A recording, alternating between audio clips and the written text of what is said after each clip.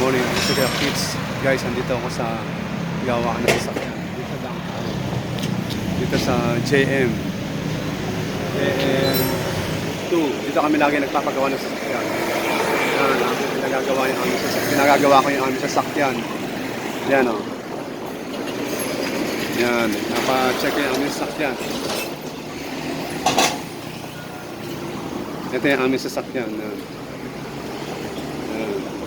Mitsubishi Adventure GLS Sports. Pinapaayos ko yung lock sa likod. Yan. Maganda magpagawa rito. Dito kami lagi nagpapagawa. Yan. Ang sasakyan. Dito lang to sa Daang Hari, kanto ng Molino Road. Mura magpagawa dito. Kasi yung mga gumagawa rito mababait. Madali silang kausap. Yung lugar, Daang Hari. Ito yung Daang Hari. Yan. Ganda rito. Marami ng establishment dito. Itong Daang Hari is malapit na rin sa Alabang. Kaya dito pag pupunta dito sa Cavite, pag dito ko nakatira, malapit na rin sa Alabang, malapit sa South Mall, malapit sa SM Bacoor, at hindi na siya ganong katraffic katulad dati.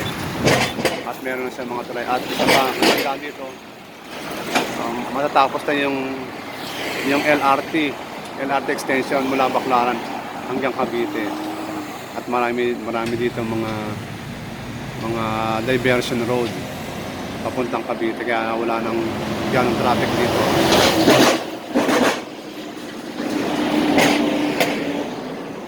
Bawas na yung traffic. Ayan o. Papakita ko sa inyo. Ikot ko yan. Ito ang Daang Hari. Mahaba yan hanggang Aguinaldo yan. Yan o, Aguinaldo. So, anong oras yun? Tanghalin. 11:30. Merong nisan. Puro subdivision. Ito yung aming sasakyan.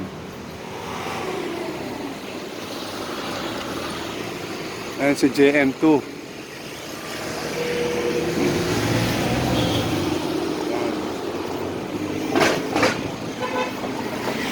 Kuya. Pinapagawa namin yung check na yung battery kasi yung aming sasakyan, yung kahit isara mo yung pinto, hindi nawawala yung ilaw. Parang meron yata na loose na wire. Loose na wire yan.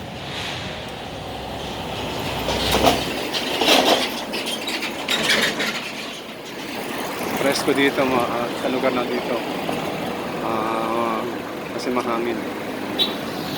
So marami nagpapagawa ng sasakyan. So ingat lang dito kasi sa pagtawid kasi medyo mabibilis ang sasakyan. Highway kasi ito. Ayan o, yan yung lugar. Malapit ito sa tapat ng Pilisana. Yung lugar ng JM. Ayan o, yung check. Pilisana. Meron pang nagko-construction, no? Tanghalin tapat, may nagko-construction. Masisipag talaga mga Pilipino. Yan, no? At pagkatapos ito, pag-check up, paparinis namin yung sasakyan.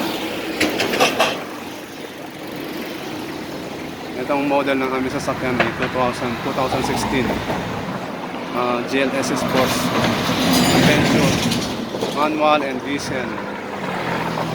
Sports siya. Marami din dito dumadaan na nagbabike. At itong Daang Hari na to, kanto ng Molino Daang Hari. Malapit dito papunta ng Bermosa. Dito rin ang daan niya. Yan.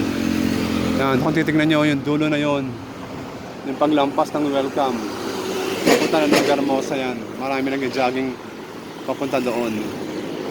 At nagbabike. Tendaan ng mga bikers.